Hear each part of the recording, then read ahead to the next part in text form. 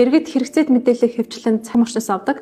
Үйл уран дулааны улирал эхэлсэнтэй холбогдуулан иргэд хилийн чандад аялах, зугаалах нь бол нэмэгддэг. За энэ үеэр залхим эхлэгчид цахим орчинд иргэдийн хэрэгцээ шаардлагад тулгуурлан хэм дүүнийг санал болгож гадаадад аялуулна, хэмд аялуулна, VIP аялалд аялуулна зэрэг цахим зарыг байршуулан залхим эхэлж байна.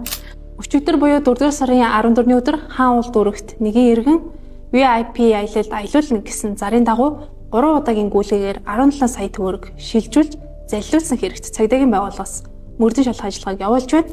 Иргэдийн хувьд залхих гэмт хэрэгт өртөж байгаа шалтгаан нөхцөл нь залхигч таны хэрэгцээ шаардлагад тулгуурлаж таны хамгийн таатай нөхцөл зах зээлийн үнээс доогуур хэмд үнийг санал болгож залхих гэмт хэргийг үйлддэг тул иргэд та бүхэн цахим орчноос энэ мэдээллүүдээс болгоомжлон төлбөрөө бүрэн шилжүүлэхгүй байх. Энэ төрлийн гэмт хэргийн арга төрөл нарийж байгаа учраас иргэд та бүхэн мэдээлэлээ сайтар нэгтлэхийг цагдаагийн байгууллагаас сэрэмжлүүлж байна.